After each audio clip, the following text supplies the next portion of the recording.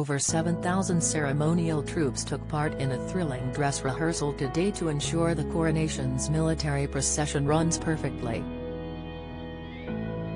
RAF Odium Air Base was transformed into a life-size replica of the parade route from Westminster Abbey to Buckingham Palace. And the gathering of military personnel in Hampshire was the largest since Winston Churchill's funeral. In total, 40 nations were represented, with meet grids of sailors, soldiers and aviators stretching across the base. It also included personnel from the 34 Commonwealth countries and 6 overseas territories. The head of the Navy First Sea Lord Admiral Sir Ben Key said, "Putting it all together for the first time here, there's a tinge of excitement. For us to have the opportunity and the privilege to play a small role in the coronation of His Majesty and Her Majesty in just under a week's time is a mixture of excited anticipation, probably a few nerves and great pride." The late Queen, like the King today, was an enormous supporter of the armed forces and what we do, and we see this being continued in him.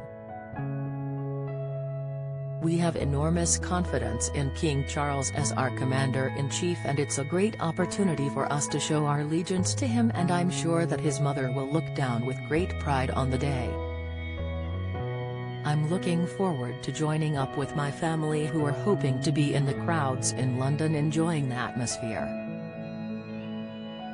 No doubt I'll then shed my uniform and pull on some incognito clothes to join in because it is a great national celebration. Don't miss. Meghan's family interviewed branded disgusting as viewers switch off. Latest, Harry and Meghan can't trade on royal status and trash MP fumes. Latest, expert claims to spot Harry's anxiety gesture to Meghan. Latest, at the shout of coronation, procession, by the centre, quick march, the procession got underway, with every troop planting their left foot to the beat of the bass drum. Commonwealth troops headed the parading contingent, while the household cavalry took up the rear.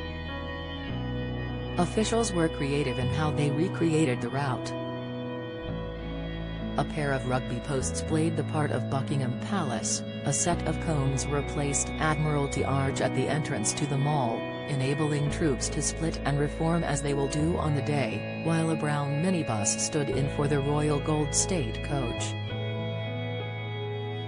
The procession route was mapped onto the airfield using a pace stick to ensure it is precisely the correct distance. Meanwhile, mounted cavalry marched on foot to avoid so-called foreign object debris such as horseshoes or manure being left on the runway, which could be a hazard to the aircraft taking off from the base.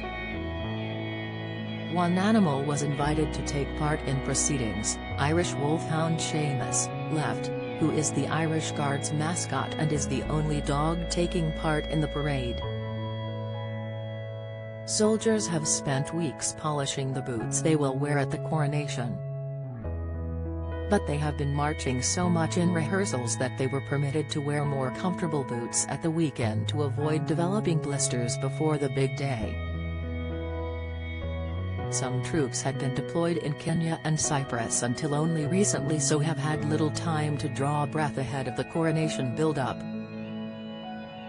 The event was the first and only full daytime practice for main event, although there will be a night rehearsal during the week.